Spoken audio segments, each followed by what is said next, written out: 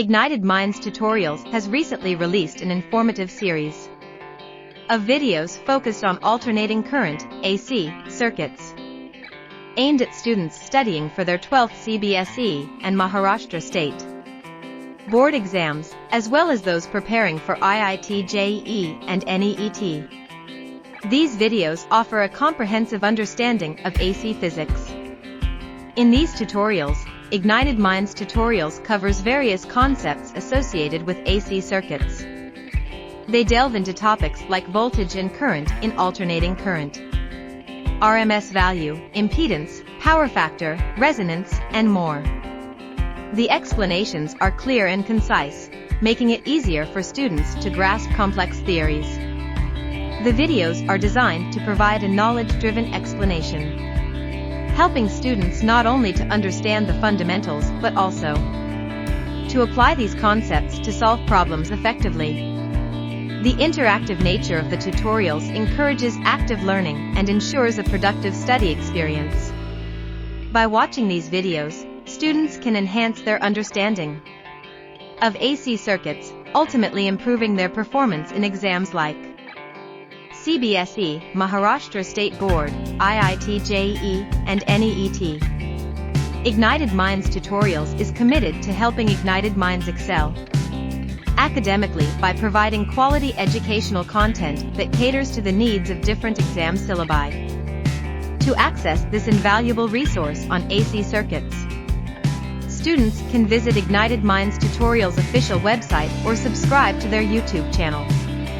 Empower your learning journey with these educational videos and unlock your potential in the field of physics.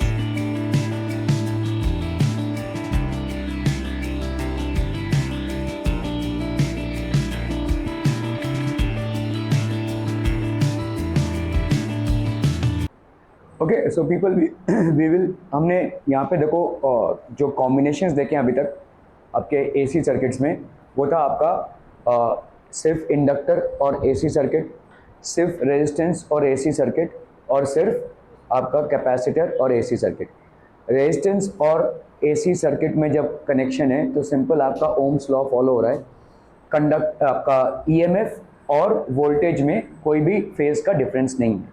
जब आप purely inductive circuit लगाते हैं तो आपका क्या होता है भाई साहब, your inductor is basically running inductor अगर लगा रहे हैं तो आपका ईएमएफ और करंट में क्या हो जाएगा, current is lagging behind the EMF by pi by 2, and when you have connected a capacitor current is moving ahead of the EMF by pi by 2, phase angle of pi by 2। ये सब तमाम चीज़ें थी।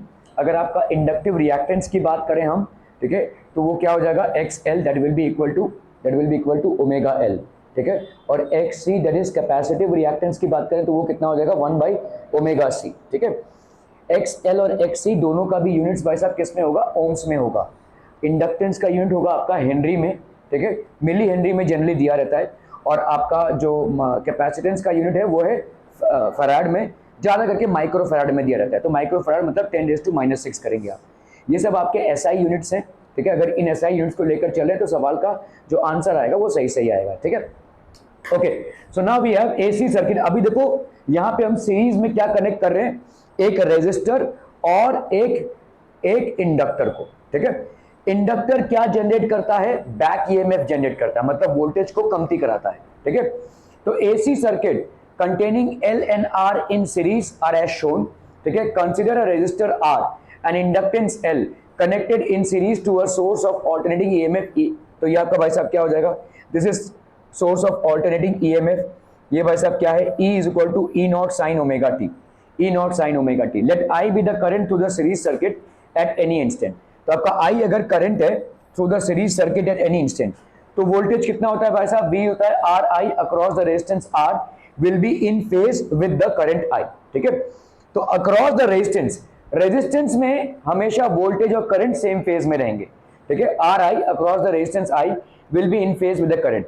The phasors VR and I are in the same direction, ठीक है।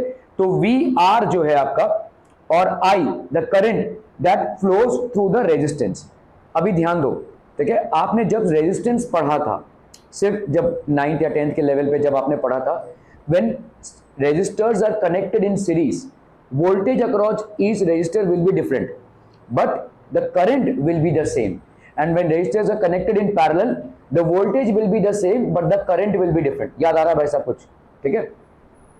अरे अगर आप देखोगे भाई साहब, ये पढ़ा था आपने कि अगर समझ लो कोई आपका लेट्स से सीरीज में है, ये रेजिस्टर्स आपके जो है तो सीरीज में है, तो यहाँ पे क्या हो जाएगा, ये रेजिस्टर्स अगर सीरीज में है R1 और R2, तो आपका टोटल रेजिस्टेंस कितना हो जाएगा, R1 प्लस R2. ठीक है. और अगर भाई साहब ऐसा है,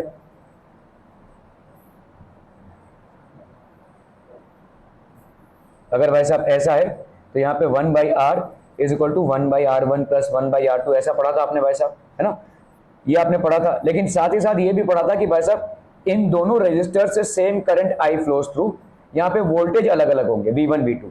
और यहाँ पे क्या पढ़ा था भाई साहब आपका, ये वोल्टेज इसका भी और इसका भी सेम होगा, सिर्फ ये I1 होगा और ये आपका भाई साहब करंट अलग अलग हो जाएगा, करंट अलग अलग हो जाएगा इसमें. Are B clear on this one people? ठीक है, करंट अलग अलग हो जाएगा. 1 घंटे का क्लास है, मतलब लोग टाइम पे आ जाएं बस. ठीक है. तो आपका भाई साहब अगर हम फेजर डायग्राम बनाते हैं वोल्टेज और करंट में, फेजर डायग्राम बनाते हैं वोल्टेज और करंट में, कलम बोली से लोग 1 घंटे के क्लास में जल्दी आ रहे हैं, और यहां पे भाई साहब ये VR और I सेम फेज में है, VR और I भाई साहब आपके सेम फेज में हो गए. ठीक है. So the amplitude of VR कितना हो जाएगा भाई साहब, what will be the amplitude of VR? VR will be equal to I not V not R, voltage across the resistor. समझ में आ रहा है? क्योंकि इसका वोल्टेज और इसका वोल्टेज अलग होगा, करंट दोनों में ही सेम होगा. समझ में आ रहा है? ये हो जाएगा क्या भाई साहब, V not R will be equal to I not into R. ये हो गया voltage across the resistor. Are B clear on this one people? ठीक है, ठीक है, ठीक है. अभी भाई साहब यहाँ पे ये हो गया वोल्टेज. ठीक है. यहाँ पे क्या हो जाएगा भाई साहब, दिस अगर आपने यहाँ पे वोल्टेज L, ये वोल्टेज इसमें डिफरेंट होगा. ठीक है. तो इस करंट के भाई साहब ये कितना आगे होगा, π/2 होगा भाई साहब. इंडक्टर का जो वोल्टेज होगा वो करंट के कितना आगे होगा, π/2 से, है ना भाई साहब. ठीक है. करंट के कितना होगा, या हम ऐसा बोलते हैं ना कि करंट π/2 से लैग बिहाइंड कर रहा है. ठीक है. देखो इस चीज को, ये VR और I is basically current through the resistor and it will be the same current that flows through the inductor. VR is basically voltage through the resistor and it will be the same voltage that is there in the resistor. The voltage here will be different. लेकिन ये वाला जो voltage होगा, इसको हम ऐसा मानते थे ना भाई साहब, EMF ये है, तो करंट कितना है, I naught sine omega t minus π/2.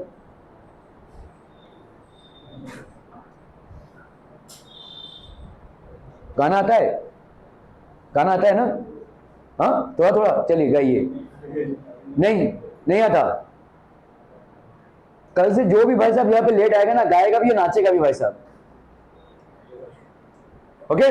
तो यहाँ पे VL हो गया, समझ में आ रहा है भाई साहब.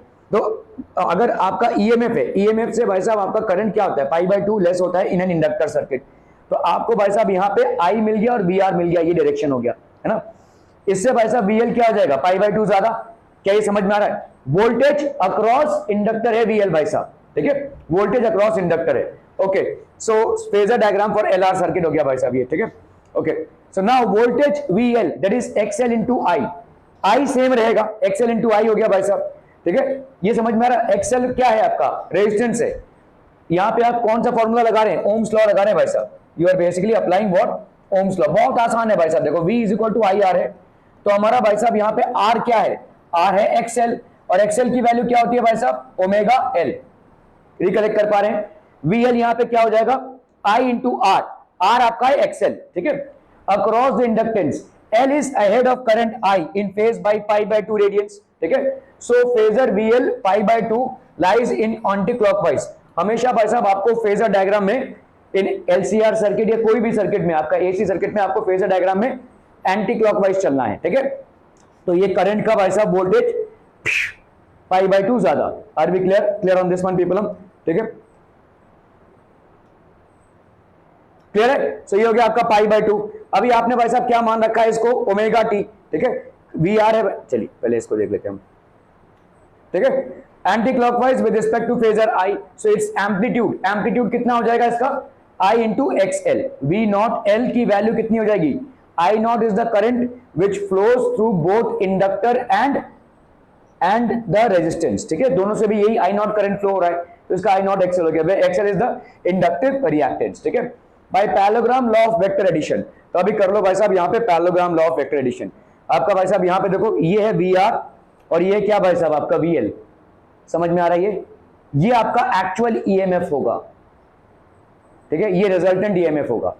Are we clear on this one people? और इसका वैल्यू क्या हो जाएगा बोलो, by parallelogram law of vector addition. Phasor diagram है, देखो बहुत सही तरीके से अगर हम देखें तो ना तो भाई साहब आपका रेजिस्टेंस वेक्टर है, ना ही भाई साहब आपका करंट वेक्टर है, और ना ही भाई साहब आपका वोल्टेज वेक्टर है, दीज आर नॉट वेक्टर्स। तो आप यहाँ पे वेक्टर लॉ ऑफ एडिशन क्यों ही लगा रहे हैं, ठीक है, why are you basically applying, क्योंकि आपने इस पूरे चीज को फेजर डायग्राम में रिप्रेजेंट किया है, सब लोग फेज डिफरेंस से हैं, ठीक है, they are in phase differences and hence we are applying vectors. Actually में वोल्टेज भाई साहब आपका वेक्टर नहीं है, करंट भी आपका वेक्टर नहीं है, लेकिन रेजिस्टेंस में आपका वोल्टेज और करंट सेम फेज में है, आपके इंडक्टेंस में भाई साहब जो करंट का फेज है और जो वोल्टेज का फेज है वो भाई साहब 90 डिग्री के डिफरेंस में है, ठीक है, तो इसीलिए आपका रिजल्टेंट ईएमएफ यहां पे निकलेगा। Are B clear on this one people, ठीक है, are B clear clear clear clear, okay. So आपका देखो यहां पे क्या हो जाएगा, by parallelogram law of vector addition V R plus V L that will be the resultant EMF.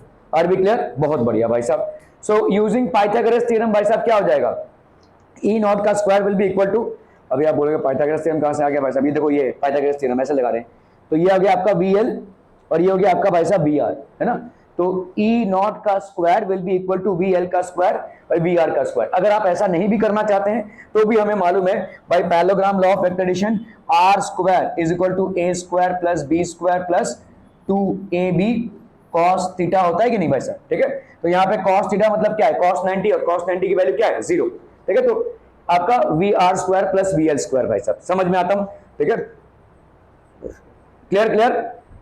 सो यहाँ पे अगर आप करते हो भाई साहब वी नॉट आर का कितना हो जाएगा, आई नॉट आर का स्क्वायर, ठीक है, ये हो गया कितना आई नॉट एक्स एल का स्क्वायर, आई नॉट आर का स्क्वायर हो गया ये, और ये हो गया आई नॉट एक्स एल का स्क्वायर, तो यहाँ पे आई नॉट स्क्वायर को आपने बाहर निकाला, आर स्क्वायर प्लस एक्सएल का स्क्वायर, तो आई नॉट की वैल्यू कितनी हो गई, E naught by R square plus XL का स्क्वायर, ठीक है, under root. Now clearly R square plus XL का square is the effective resistance of the, अभी आप देखो अगर ओम्स लॉ देखते हो तो आई क्या होता है भाई साहब, आई होता है भाई साहब आपका V बाई आर, तो इसका मतलब अगर मैं यहां पे लिख रहा हूं I naught is equal to E naught by R square plus X L का स्क्वायर, अगर ये है, ठीक है, तो ऑब्वियस सी बात है कि रिजल्टेंट रेजिस्टेंस आपका कितना हो जाएगा, R square plus X L का square is the effective resistance of the LR circuit which opposes और impedes the flow of AC circuit through it. समझ में आ रहा है, ये देखो इंपीड्स मतलब क्या होता है, जो स्लो डाउन करे, इंपीडेंस बोलेंगे हम इसको आगे चल के, ठीक है, तो ये आपका इफेक्टिव रेजिस्टेंस हो जाएगा सर्किट, ठीक है, okay, it is called impedance and is denoted by Z, और z की वैल्यू यहां पे कितनी होगी भाई साहब, R square plus X L का स्क्वायर, ठीक है, that is R square plus omega square L square, the phase angle phi, the resultant voltage of the current is given by tan y is equal to कितना हो जाएगा भाई साहब, v not the voltage across the inductor upon v not the voltage across the resistance, ठीक है, तो ये हो गया आई नॉट, ये भाई साहब cancel omega L by R. It is obvious from the phasor diagram that the current lags behind the EMF by a phase angle. तो भाई साहब आप फेजर डायग्राम देखोगे तो यहाँ पे करंट है, देखो करंट ये वोल्टेज से कितना पीछे है भाई साहब, भाई फेजर एंगल ऑफ फाई बोल सकते हैं हम, ये वाला एंगल हमने ओमेगा टी माना है, ठीक है, लेकिन ये वाला एंगल कितना है भाई साहब, फाई है कि नहीं, तो ये कितना हो जाएगा बोलो, the current is lagging behind this by a phasor angle of phi, ठीक है, by a phasor angle of phi. So हम यहाँ पे क्या लिख सकते हैं, instantaneous value of the current is given by I is equal to I naught sine omega T minus phi, ठीक है, omega T minus phi. I are B clear on this one people, हम फटाफट से देख लेते हैं। देखो यहाँ पे आपने क्या कनेक्ट किया है, what have you connected, basically ये हो गया आपका एक इंडक्टर, ठीक है, और ये हो गया भाई साहब आपका एक रेजिस्टेंस, आपने इसको किस में कनेक्ट किया हुआ है, एसी सोर्स में कनेक्ट किया हुआ है, ठीक है, this is basically an inductor, और इसका इंडक्टेंस आपको दिया हुआ है भाई साहब एल है, इसका भाई साहब रेजिस्टेंस आपको दिया हुआ है आर है, ठीक है, तो क्योंकि ये ऐसा मान सकते हैं हम कि these are two resistances which are connected in series, ठीक है, तो जब रेजिस्टेंसेस सीरीज में कनेक्ट होते हैं जब रेजिस्टेंसेस भाई साहब आपके सीरीज में कनेक्ट होते हैं तो हम कैसा कंडीशन लेते हैं भाई साहब, आपका करंट जो है तो सेम रहता है, current is same, voltage is different, है ना, यही लिया है आपने भाई साहब, करंट सेम होता है, वोल्टेज डिफरेंट होता है। तो यहां पे हमने करंट को मान लिया same, that is I not, ठीक है, ये करंट जो है सेम है, that is I not which is flowing through the resistor and the inductor, और वोल्टेज भाई साहब आपका डिफरेंट होगा। तो वोल्टेज अगर डिफरेंट है तो let's say voltage across the inductor is VL and voltage across the resistor is VR। Are we clear on this one people? ठीक है, क्या ये क्लियर है? ओके, सो लेट्स से आपका ये AC सोर्स है, ठीक है, this is basically AC source. तो आपका यहाँ पे रिजल्टेंट वोल्टेज क्या हो जाएगा, what will be the resultant voltage of the AC source, ठीक है। तो हम यहाँ पे अगर देखते हैं वैसा, पहले तो फेजर डायग्राम में अगर देख ले हम, ठीक है, सो आपका फेजर डायग्राम किस तरीके का दिखेगा, ये हो गया भाई साहब आपका Y एक्सिस और ये हो गया भाई साहब आपका X एक्सिस, ठीक है। ओके, तो अगर हम देखते हैं यहाँ पे भाई साहब आपका लेट्स से जो VR होगा मतलब वोल्टेज अक्रॉस द रेजिस्टेंस, और जो करंट होगा I, दोनों भी सेम डायरेक्शन में होंगे, ठीक है, क्योंकि जब रेजिस्टेंस से AC सोर्स का करंट पास करता है तो वो प्योर ओमिक रेजिस्टेंस की तरह बिहेव करता है, और यहाँ पे I और E में कोई फेज डिफरेंस नहीं होता है, ठीक है। सो जब प्योर रेजिस्टिव सर्किट होता है, इन हम ये पढ़ चुके हैं, in a pure resistive circuit, in a pure resistive circuit of AC source obviously, ठीक है, किसका भाई साहब, AC सोर्स का प्योर रेजिस्टिव सर्किट अगर होता है तो यहां पे भाई साहब E and I both are in same phase, no phase difference, है ना भाई साहब, no phase difference, there is absolutely no phase difference, ठीक है। तो यहां पे कितना हो जाएगा ये, this will be V0, this will be V0। Are we clear, are we clear on this one people? हम तो ये अगर V0 है, ठीक है, V0 R लिख सकते हैं हम इसको, लेट्स से V0 R लिख दिया हमने, V0 R मतलब आपका voltage across the resistance. Current अगर यहाँ पे I0 है तो यही करंट दोनों में ही जाएगा, देखो करंट सेम है, मतलब यहाँ पे भी आपका I0 करंट है और यहाँ पे भी आपका I0 करंट है, क्योंकि दोनों सीरीज में कनेक्टेड है, ठीक है। तो यहाँ पे I0 एंड, तो अगर हम देखेंगे भाई साहब यहाँ पे वोल्टेज, तो इसका मतलब क्या हो जाएगा, V0 R एंड I0 दोनों भी आपके क्या हो गए, सेम फेज में हो गए, है ना, सेम फेज में हो गए भाई साहब। Okay, now we know that when current passes through an inductor the current lags behind the voltage by a phase difference of π/2, ठीक है। तो इसका मतलब voltage is ahead of the current by a phase difference of π/2, ठीक है। तो इसका मतलब इसमें से जो वोल्टेज जाएगा, किसमें से भाई साहब, आपके इंडक्टेंस में से, सो इंडक्टेंस में से वोल्टेज लेट्स से हमने बोला VOI है, ठीक है, ये इसके फेज से परपेंडिकुलर होगा, it will be basically perpendicular to this phase, ठीक है। तो ये आप मान सकते हैं कि भाई साहब ये हो जाएगा perpendicular to this phase, clear है। तो आपका ये हो गया क्या भाई साहब, V0, और ये हो गया भाई साहब आपका I, voltage across the inductor, और अगर इन दोनों के बीच में हम एंगल देखेंगे दैट विल बी π/2, ये वाला एंगल कितने का हो जाएगा भाई साहब, π/2 का। Are we clear on this one people? हम ठीक है, ओके। अभी इन दोनों का एक रिजल्टेंट वोल्टेज होगा, ठीक है, the circuit will have basically a resultant voltage of these two voltages, और रिजल्टेंट वोल्टेज को हम कैसे निकालेंगे भाई साहब, आप parallelogram law of vector addition बोलो या पाइथागोरस थ्योरम बोल दो, एक ही बात होगी। पाइथागोरस थ्योरम बोलना है भाई साहब तो समझ लो, इसका जो रिजल्टेंट वेक्टर होगा, लेट्स से ये इसका रिजल्टेंट वेक्टर हो गया, अगर ये रिजल्टेंट वेक्टर ले लिया हमने तो इसका हमने अगर ड्रॉ किया यहाँ पे, ठीक है, सो this will B, let's say ये हो गया आपका V0, ठीक है, ये हो गया आपका V0 I और ये हो गया आपका V0 R। तो अगर पाइथागोरस थ्योरम ले लें हम तो ये हो गया आपका let's say the resultant voltage, the resultant voltage will be equal to under root of V0 I का स्क्वायर प्लस V0 R का square. Are we clear, clear on this one people? हम ठीक है। और हमने हमेशा भाई साहब जो वोल्टेज है उसको क्या माना है, एक्स एक्सिस के कितना भाई साहब होता है एंगल, ओमेगा टी होता है भाई साहब, ठीक है, ओमेगा टी। क्लियर है, क्लियर है, क्लियर है, are B clear on this one people? हम तो ये भाई साहब आपका क्या हो जाएगा, omega T.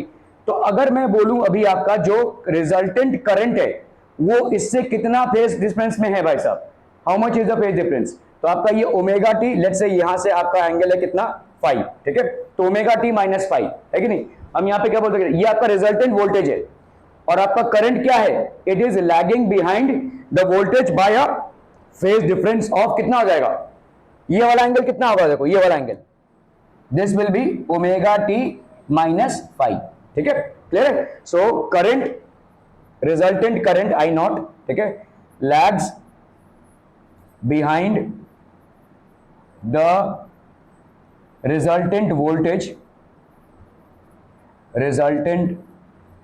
Voltage E by a phase difference of omega t minus phi, ठीक है, omega t minus phi. Are we clear on this one people? ठीक है, okay.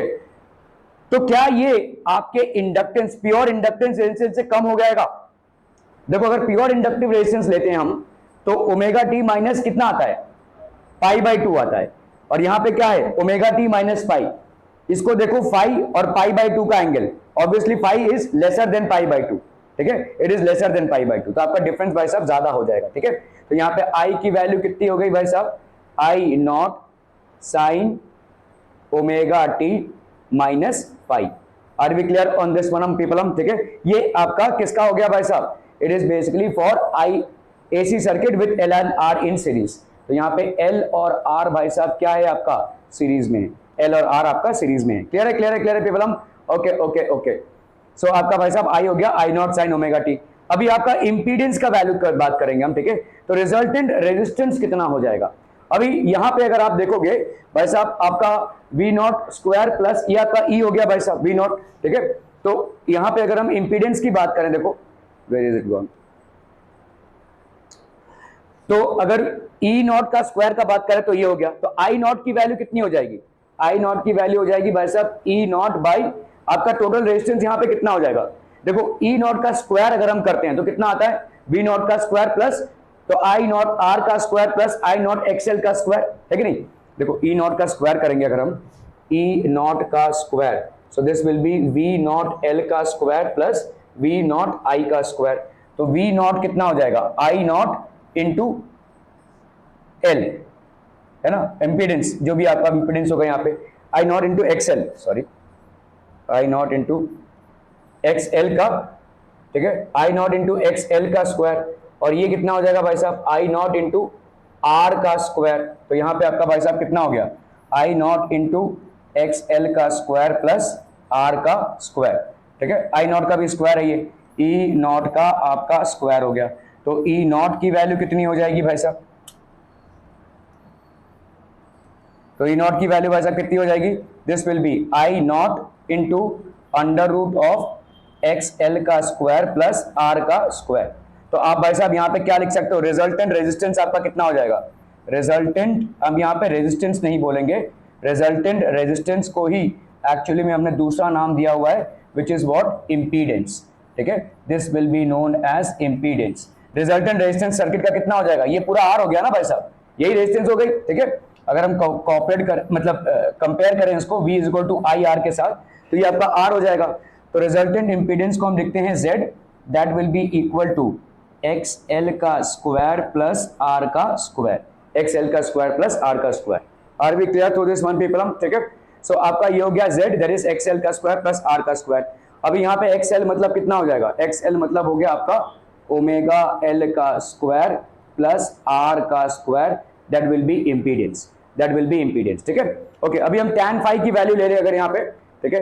If we basically consider what, if we consider tan phi मतलब आपका कौन सा हो जाएगा, देखो ये phi, ठीक है.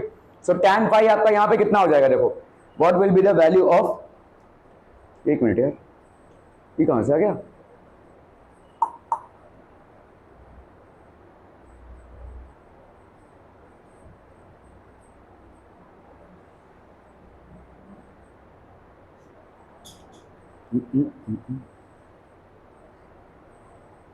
हाँ ये फाई है ना भाई साहब, sorry sorry sorry, I am so sorry, ये वाला फाई है ना आपका, this is omega t and this is phi, ठीक है. This is omega t and this is phi, ठीक है.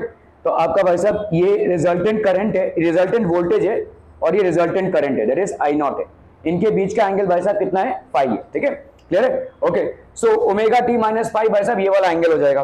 तो आपका current lags behind the resultant voltage by how much, omega t, ये आपका वोल्टेज है ओमेगा टी माइनस फाई, इतने से भाई साहब ये लैग बिहाइंड कर रहा है ना.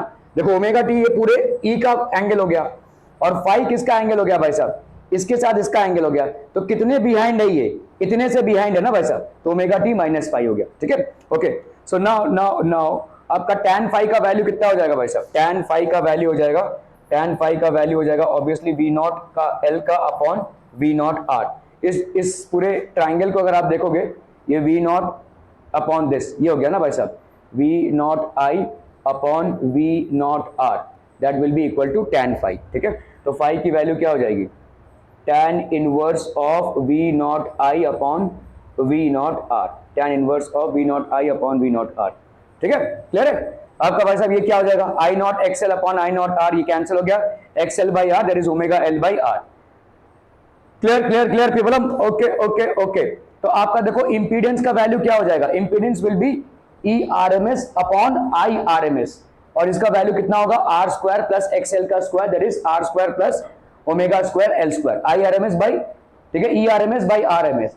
आई आर एम एस की वैल्यू कितनी हो जाएगी, E R M S by Z, ठीक है, एवरेज जो वेलोसिटी है, ठीक है, एवरेज जो वेलोसिटी है उसको हम आर एम एस बोलेंगे। फेज एंगल कितना हो जाएगा भाई साहब, phase angle tan pi will be equal to X L by R that is omega L by R, ठीक है, ये समझ में आ रहा है भाई साहब। Phase angle tan L will be X L by R that is omega L by R, और cos फाई को हम क्या लिख सकते हैं भाई साहब, r बाई जेड लिख सकते हैं।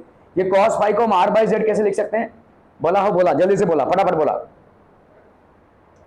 cos फाई को r बाई जेड कैसे लिख सकते हैं। देखो tan फाई की वैल्यू कितनी आई है, tan फाई की वैल्यू आई है भाई साहब एक्स एल बाई आर, है ना भाई साहब, ठीक है, tan फाई की वैल्यू आई है एक्स एल बाई आर, तो tan स्क्वायर फाई की नहीं यार, हाँ चलिए भाई साहब, tan स्क्वायर फाई की वैल्यू कितनी आ जाएगी, एक्स एल का स्क्वायर अपॉन आर का स्क्वायर, इतना आ जाएगा कि नहीं, ठीक है, मतलब यहां पे sec square phi minus one, है ना, tan स्क्वायर फाई कितना हो जाएगा, sec square phi minus one that will be equal to X square by R का स्क्वायर। इसको भाई साहब इधर ले लो, तो सेक स्क्वायर फाई कितना हो जाएगा, that will be X L का स्क्वायर बाई आर का स्क्वायर प्लस वन, है ना। तो अगर हम आर का स्क्वायर करते हैं यहाँ पे, तो एक्स एल का स्क्वायर प्लस आर का स्क्वायर आ गया, और एक्स एल का स्क्वायर प्लस आर का स्क्वायर क्या हो जाएगा, इंपीडेंस का स्क्वायर हो जाएगा, so that will be how much, Z का स्क्वायर अपॉन आर का square, this is sec square phi.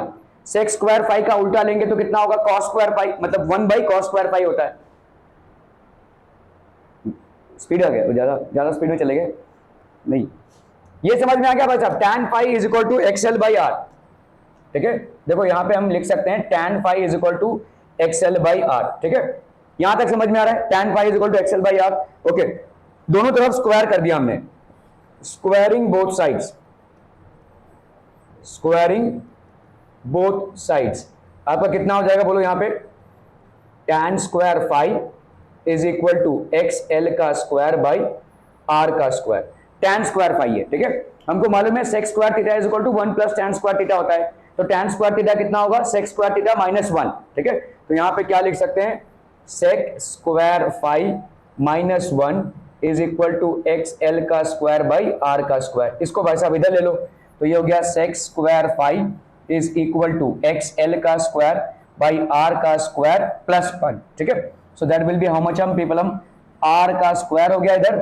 और ये हो गया एक्स एल का स्क्वायर प्लस आर का square, so that will be Z का स्क्वायर बाई आर का स्क्वायर, तो ये हो गया कितना, sec square phi, sec square phi हो गया भाई साहब कितना, Z square by R square, ठीक है, तो आप सेक फाई को कितना लिखना सकते हैं, सेक फाई को हम क्या लिख सकते हैं भाई साहब, जेड बाई आर लिख सकते हैं, सेक फाई मतलब हो गया आपका 1 by cos phi, cos phi is equal to Z by R, ठीक है, तो आपका cos phi is equal to R by Z, cos phi is equal to R by Z, clear है, क्लियर है, क्लियर है पीपल, हम किधर गया, हाँ, cos phi is equal to R by Z, are B clear on this one, okay.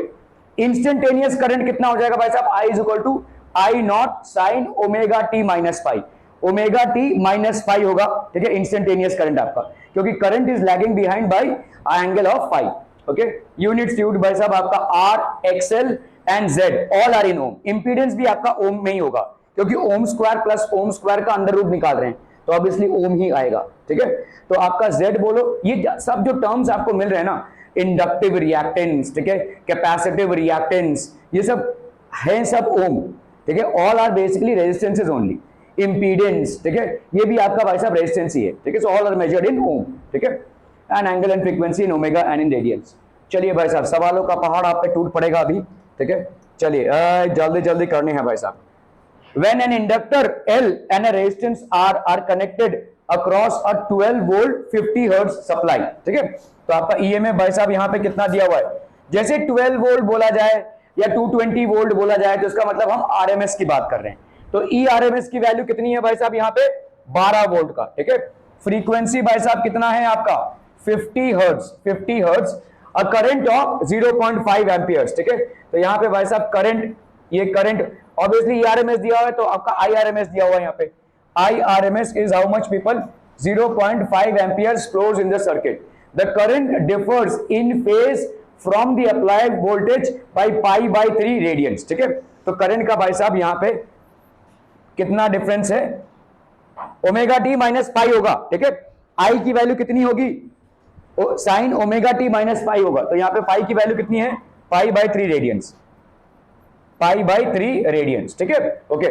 The current differs in phase by calculate the value of R, तो आपका भाई साहब जेड कितना होता है, जेड होता है आपका इंपीडेंस, ठीक है, जेड हो गया भाई साहब आपका ERMS बाय IRMS, ऐसा लिख सकते हैं, देखो ओम्स लॉ को फॉलो कर रहे हैं हम, ओम्स लॉ क्या बोलता है भाई साहब आपका R is equal to V by I होता है, ठीक है, तो Z इंपीडेंस कितना हो जाएगा ERMS बाई IRMS, क्योंकि ऑब्वियसली भाई साहब यहाँ पे आपको XL की वैल्यू नहीं दी हुई है और ना ही भाई साहब आपको रेजिस्टेंस की वैल्यू दी हुई है, और क्या ही तरीके से आप यहाँ पे Z को निकालेंगे, अगर आप Z is equal to XL square plus R square करने जाएंगे, दोनों भी इंफॉर्मेशन आपको अवेलेबल नहीं है, XL की और भाई साहब XL के लिए कम से कम L का इंफॉर्मेशन होना जरूरी नहीं है, रेजिस्टेंस भी आपका नहीं है, ठीक है, तो Z is equal to ERMS हो गया भाई साहब 12, IRMS भाई साहब कितना हो गया 0.5, ठीक है, तो ये हो गया भाई साहब 120 by 5, 5 2s are 10, 5 4s are 20, तो Z की वैल्यू कितनी हो गई भाई साहब 24 ओम की, है ना, तो Z that is impedance is 24 ohms, the current differs in phase, calculate the value of R, तो आपको भाई साहब यहाँ पे R की वैल्यू निकालनी है, अरे यार ये तो बहुत तकलीफदायक हो जाएगा,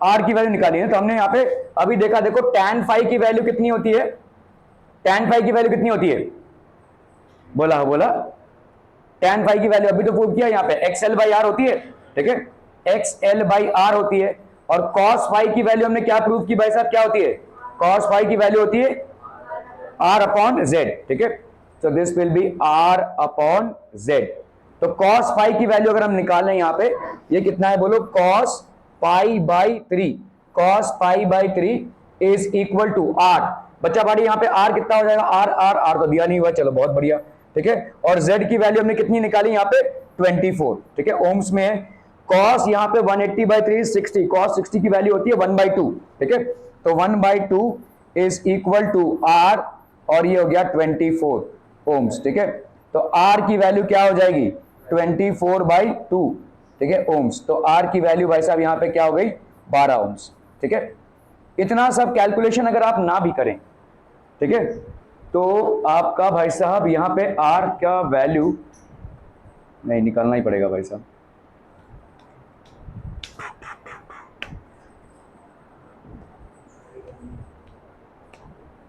ठीक है, calculate the value of R, so R will be how much 12 ohms, clear,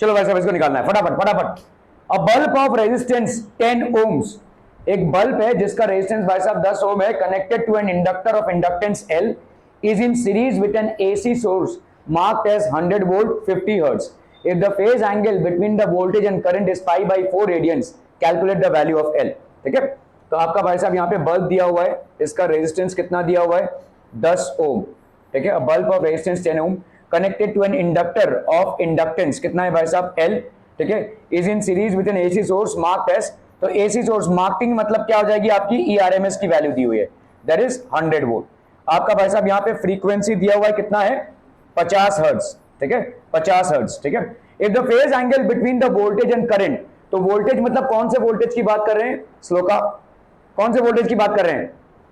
नयन नयन नयन जल्दी जल्दी, कौन से वोल्टेज की बात कर रहे हैं हम? मितेश नहीं, बल्ब के वोल्टेज की नहीं, बक कौन से वोल्टेज की बात कर रहे हैं? यहाँ पे वोल्टेज तो ऑलरेडी दिया हुआ था जब तुम्हारा यहाँ पे 100 वोल्ट का, और कौन सा वोल्टेज चाहिए? आई कावेरी चाची, अरे बोलो भाई साहब। हाँ नहीं नहीं, अरे पीक उग गया, अभी तेल लगाने भाई साहब, ठीक है। आप कौन से वोल्टेज की बात करें? अभी जो हमने डेरिवेशन किया भाई साहब, तो आपका एक वोल्टेज किसका था? सीरीज में है, समझो इस चीज को। आप फिजिक्स को जितना फॉर्मूला वाइज समझने जाओगे ना उतना कॉम्प्लिकेटेड होता जाएगा, ठीक है। कंसेप्चुअली चीजों को समझने की कोशिश करो। आपका एक वोल्टेज है किसका? रेजिस्टेंस का। एक वोल्टेज है किसका? इंडक्टर का, ठीक है। बाकी दोनों में करंट सेम जा रहा है, समझ में आ रहा है ये, क्योंकि दोनों सीरीज में हैं। अभी इन दोनों का वोल्टेज मिलाकर एक रिजल्टेंट वोल्टेज होगा जो सर्किट का वोल्टेज होगा। क्या ये समझ में आ रहा है? एसी सोर्स का कुछ भी वोल्टेज देने दो, लेकिन उस एसी सोर्स से जो सर्किट में वोल्टेज होगा वो कितना होगा? इन दोनों का रिजल्टेंट। और ये इस रिजल्टेंट से करंट कितने पीछे होगा? इस रिजल्टेंट से करंट पीछे होगा कितना भाई साहब? फाई एंगल जो दिया हुआ है आपको, यहाँ पे दिया हुआ था भाई साहब कितना के, ठीक है। हाँ, फाई आपका भाई साहब कितना है? पाई बाई 4 रीडिंग दिया ही हुआ है यहाँ पे, देखो phase angle between the voltage. So we are talking about this voltage that is the resultant voltage, ठीक है। क्या ये समझ में आ रहा है भाई साहब? ठीक है, okay. So and the current is pi by 4 ODS. Calculate the value of L, आपको यहाँ पे एल की वैल्यू निकालनी है, ठीक है, ओके। तो भाई साहब फटाफट से देख लेते हैं यहाँ पे हमारा tan फाई की वैल्यू क्या होती है भाई साहब? tan फाई की वैल्यू होती है कितनी बोलो? एक्स एल बाई आर, समझ में आता हूं, ठीक है, ओके। आर की वैल्यू यहाँ पे दी हुई है आपको 10 ओम की, एक्स एल की वैल्यू आपको नहीं मालूम, ठीक है। tan फाई की वैल्यू मालूम है, tan पाई बाई 4, है ना। तो tan फाई ये हो गया आपका tan pi by 4 is equal to X L by R. R की वैल्यू कितनी है? 10, सॉरी आपका 10, ठीक है। tan पाई बाई 4 मतलब हो गया आपका 1, ठीक है।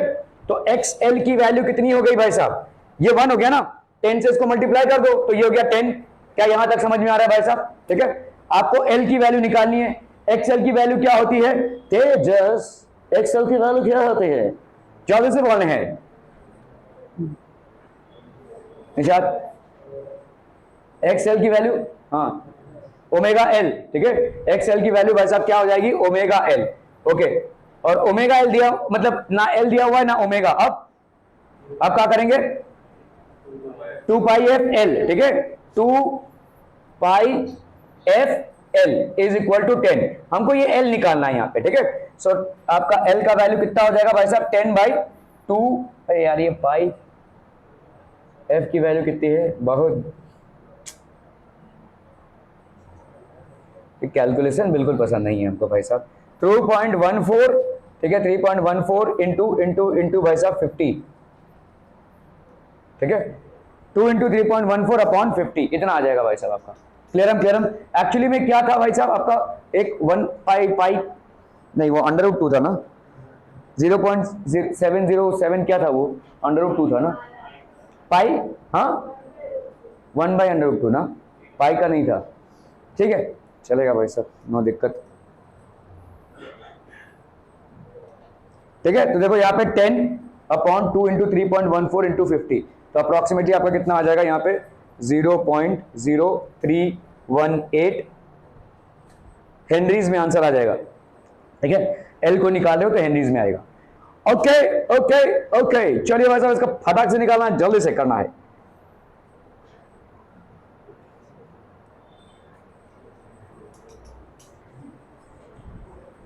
और कॉइल है दिया हुआ है आपका, रेजिस्टेंस कितना है? 300 ओम का है, ठीक है। कॉइल है, फटाफट भाई साहब, कॉइल है 300 ओम के रेजिस्टेंस का, ठीक है। एंड इंडक्टेंस यहां पे कितना है भाई साहब आपका? Inductance L L L, inductance is 1 Henry, है ना भाई साहब, 1 हेनरी का इंडक्टेंस है। ये 1.0 क्यों लिखा रहता है? 1 क्यों लिख सकते? ऐसा क्यों रहता है भाई साहब? हाँ, आगे भी कुछ है, रहस्यमय है भाई साहब, ठीक है। तो 1 हेनरी हो गया, इज कनेक्टेड टू एन, आपको मालूम है अगर आप स्ट्रिक्टली फिजिक्स को फॉलो करें, केमिस्ट्री को भी फॉलो करें, तो आपका जो आंसर आएगा ना वो सिग्निफिकेंट फिगर्स, मतलब इनको मान के आंसर आएगा। हम लोग फट फुट आंसर लिख दे रहे हैं ना, यहाँ पे देखो जैसे हमने लिख दिया यहाँ पे 0.318, तो यहाँ पे आपने सिग्निफिकेंट फिगर्स को कंसीडर किया ही नहीं है, ठीक है। ये सिग्निफिकेंट फिगर्स का कंसीडरेशन होता है फिलहाल, मतलब आपके मार्क्स नहीं जाएंगे इसमें, but at times questions can be tricky in competitive examination, जहां पे आपको भाई साहब चारों आंसर्स एक तरीके के लग रहे हैं सब, तब आप क्या करेंगे, तब आपको सिग्निफिकेंट फिगर्स देखना पड़ेगा। सिग्निफिकेंट फिगर्स के जो नियम है, जो आपने 11th के स्टार्टिंग में पढ़ा था, सिग्निफिकेंट फिगर्स इन केमिस्ट्री, ठीक है, तो उसमें वो नियम लागू होता है। क्या यहाँ पे एल हो गया भाई साहब 1 henry is connected to an alternating voltage of frequency. Frequency भाई साहब कितनी है यहाँ पे, बहुत अनोखा, क्यों 300 को 2 से डिवाइड नहीं कर सकते थे, 150/π नहीं लिख सकते थे, ऐसा क्यों लिखा है भाई साहब, 300/2π कहाँ लिखा है सर, हाँ बाबू 300/2π, क्यों 150/π नहीं लिख सकते थे, खैर छोड़ो हम लिखेंगे जब 150/π, पसंद नहीं, चलो ओके।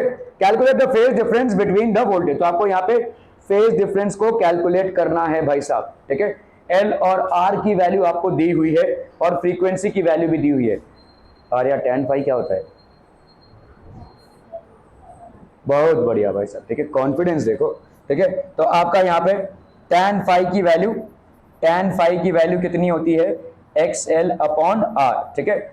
XL/R मतलब कितना हो जाएगा बोलो, अभी XL मतलब कितना होता है, ओमेगा L, ठीक है, ओमेगा L/R, ठीक है। ओमेगा L मतलब हो गया आपका 2πf इंटू L/R, क्लियर।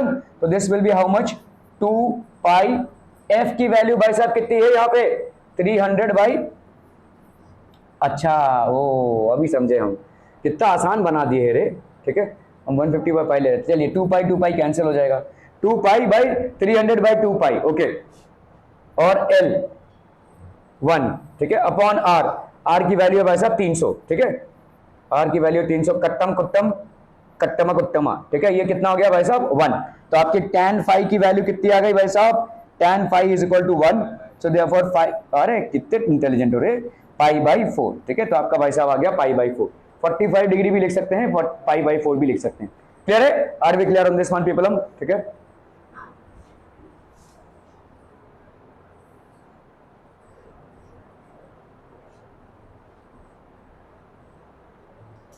चलिए भाई साहब इसको करना फटाफट, पाई की वैल्यू यहाँ पे 3 लिख सकते हैं भाई साहब, बहुत बढ़िया।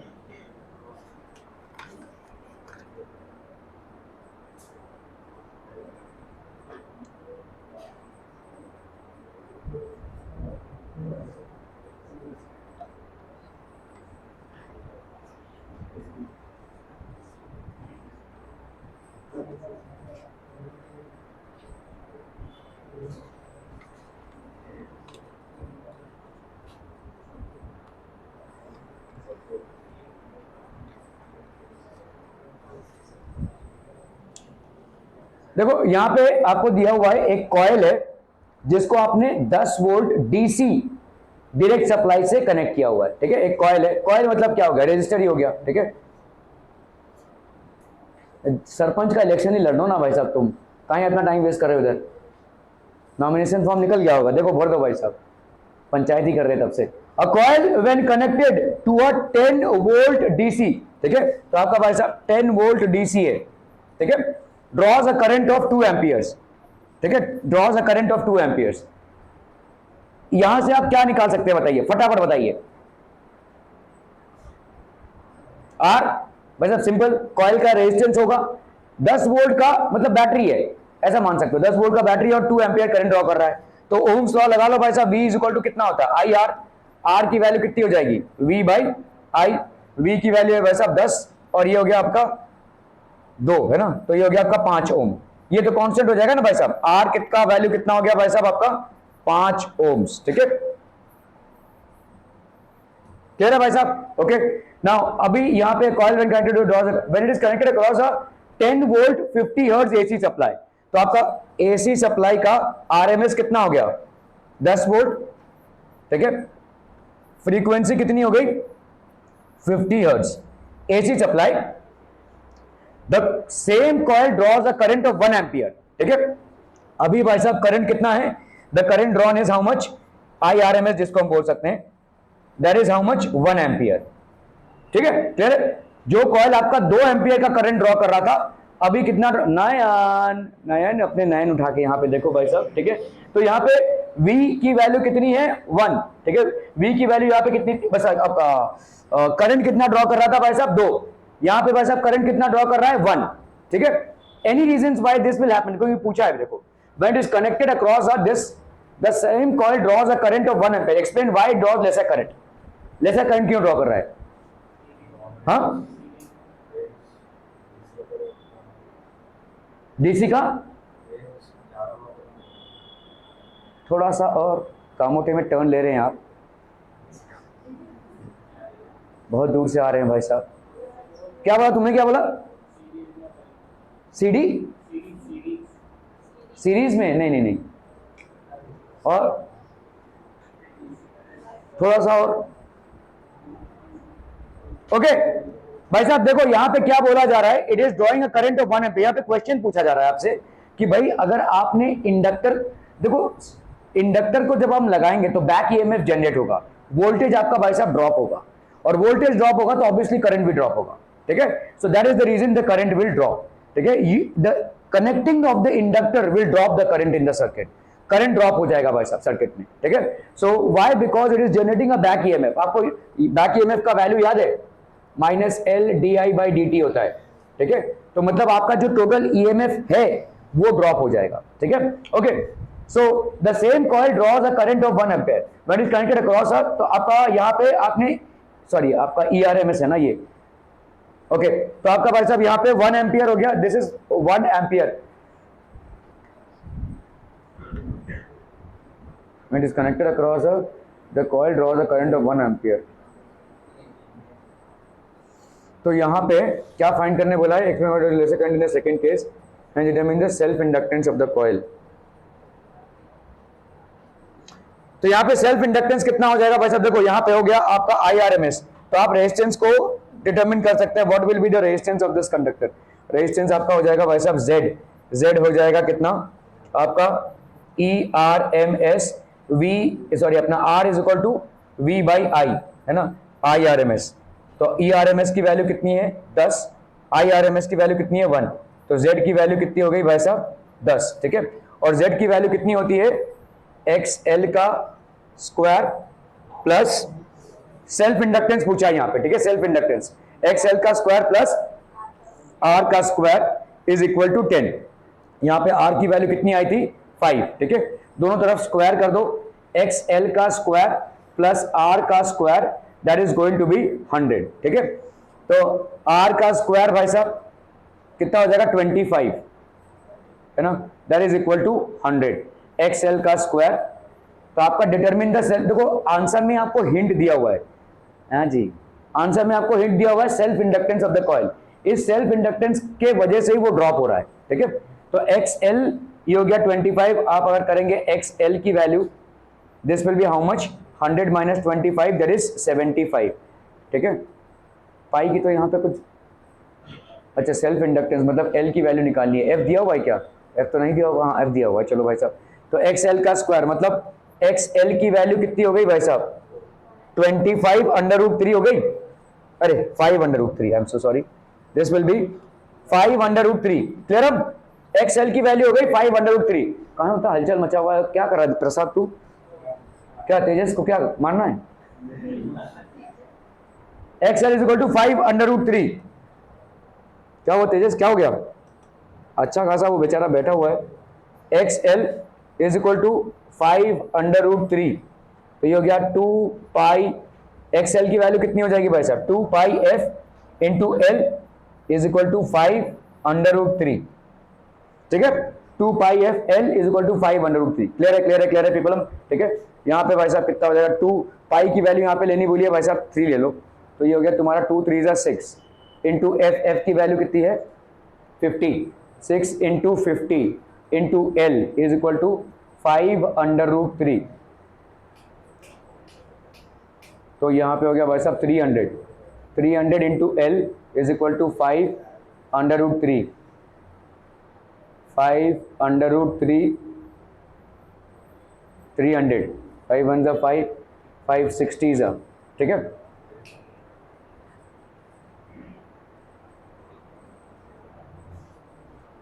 तो लंबा चला जाएगा भाई साहब 1.73/6 कितना है 1.73 होता है ना, यहाँ पे √3 का कुछ जुगाड़ नहीं दिया है ना, 1.73/60, तो यहाँ पे हो गया आपका 0.173/6, तो दिस विल बी 6 1 6, 6 2 12,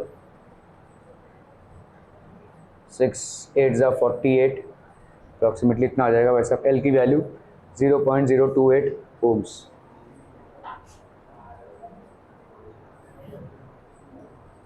ठीक है, that will be the answer. Are we clear on this one people हम? ठीक है, ओके ओके ओके।